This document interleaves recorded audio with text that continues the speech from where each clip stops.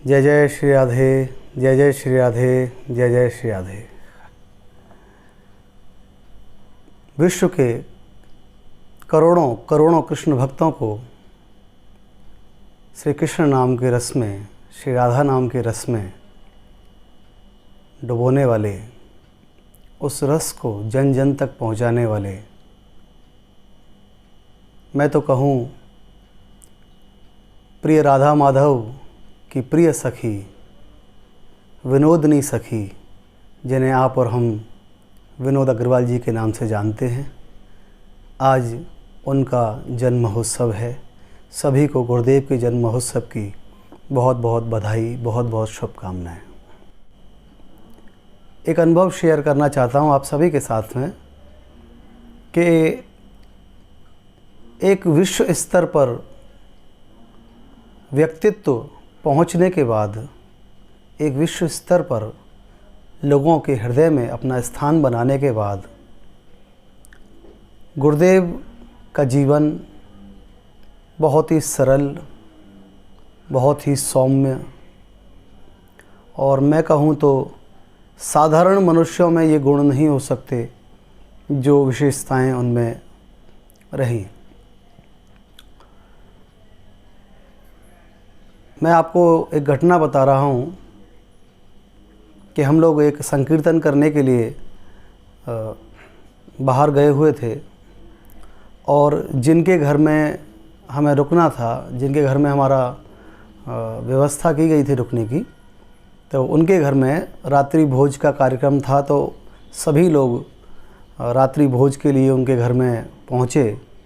तो करीब टीम में 20-21 सदस्य हुआ करते थे, जिनमें के पूरी संगीत टीम और हमारे वीडियोग्राफर भाई, साउंड वाले टेक्नीशियंस। तो उनके घर में एक डाइनिंग टेबल थी जिस पर 6 लोगों के लिए बैठने की व्यवस्था थी और गुरुदेव और मैं वहाँ बैठे हुए थे। जब सभी लोग आए तो सभी उस टेबल पर बैठ गए। तो सबसे बड़ा आश्चर्य ये हुआ कि जब वहाँ स्थान नहीं था बैठने का, वहाँ जगह नहीं थी बैठने की, क्योंकि 20-21 लोग थे और स्थान बैठने का 6 लोगों का था। तो जिनके घर में हम गए हुए थे उन्हें किसी प्रकार का संकोच ना हो, इसलिए गुरुदेव ने सबसे पहले अपने भोजन की थाली उठाई और बस एक साधारण व्यक्ति की तरह वो अपनी थाली लेकर ज़मीन पर बैठ गए। और जब वो ज़मीन पर बैठे उस थाली को लेके, तो सभी टीम मेंबर्स जो भी थे हमारे, वो सभी अपनी अपनी कुर्सियां छोड़कर उनके साथ ज़मीन पर बैठ गए और हम सब ने वहाँ भोजन ग्रहण किया। तो बात ये थी कि उस घर में उतनी व्यवस्था नहीं थी, तो मकान के मालिक को ये एहसास ना हो, उसे ये महसूस ना हो कि उसकी व्यवस्थाओं में कमी है। लेकिन एक इतना बड़ा व्यक्तित्व होने के बाद, एक इतनी बड़ी शख्सियत होने के बाद, इस प्रकार की सरलता मैंने अपने पूरे जीवन में किसी के भीतर नहीं देखी। जो सरलता और जो सहजता उनमें थी, और जो कोई भी उनके पास में आए तो बस वो उनका हो जाता था। एक कहावत है ना कि ज़िंदगी में अगर कुछ करना है तो 2 असूल हैं कि या तो किसी के बन जाओ या किसी को अपना बना लो। तो उनके अंदर ये विशेषताएं थीं कि वो सबको अपना बना लेते थे और हर व्यक्ति के अंदर एक निजी अनुभव होता था कि गुरुदेव सबसे अधिक प्यार मुझे करते हैं, सबसे अधिक प्रेम मुझे करते हैं। ये हर व्यक्ति का अपना अपना निजी अनुभव था।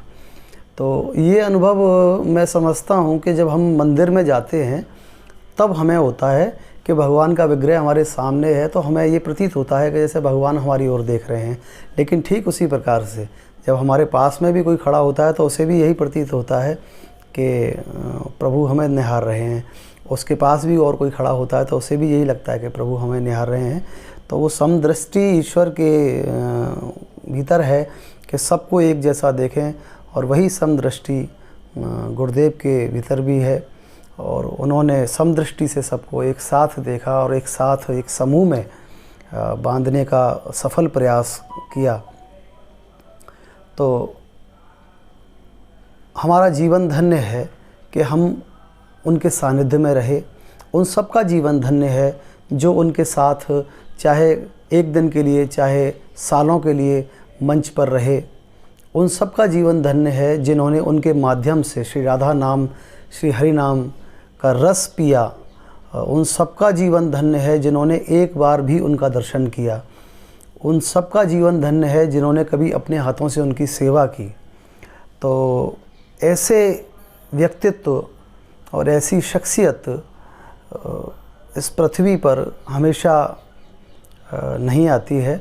ये प्रभु की एक व्यवस्था है जो अपना कार्य कराने के लिए, अपने नाम का रस पिलाने के लिए किसी एक सुयोग्य पात्र को चुनते हैं। और प्रिय राधा माधव ने अपनी प्रिय सखी विनोदनी सखी को विनोद अग्रवाल जी के रूप में चुना और इस धराधाम पर भेजा ताकि लाखों नहीं करोड़ों करोड़ों कृष्ण भक्त, श्री राधा रानी के भक्त उस नाम के अमृत का रसोपान कर सकें, उस अमृत में गोते लगा सकें, उसकी वर्षा में भीग सकें। आज गुरुदेव का जन्म दिवस है। सभी गुरुदेव के प्रिय को उनके जन्मदिन की बहुत बहुत शुभकामनाएं, बहुत बहुत बधाई। इसके साथ ही मैं एक मेरा निजी अनुभव आप समझ सकते हैं। ये जिस प्रकार से मीराबाई हैं, जिस प्रकार से रसखान हैं, जिस प्रकार से कबीरदास हैं, जिस प्रकार से तुलसीदास हैं, तो आज हम इनका जन्म महोत्सव नहीं मनाते हैं, आज हम इनकी जयंती मनाते हैं। तो मेरा ये अपना निजी अनुभव है। सब सर्वसम्मत होना आवश्यक है और जो उनके प्रेमी हैं और वो इस बात को अवश्य समझेंगे कि ऐसे दिव्य आत्मा का, ऐसे दिव्य पुरुष का और ऐसी प्रिया प्रीतम की प्रिय सखी विनोदनी सखी का जन्मोत्सव नहीं, उनकी जन्म की जयंती होनी चाहिए। तो मैं तो आप सबसे यही कहूँगा कि पूज्य गुरुदेव की 65वीं जयंती की आप सभी को बहुत बहुत शुभकामनाएं। जय जय श्री राधे, जय जय श्री राधे, जय जय श्री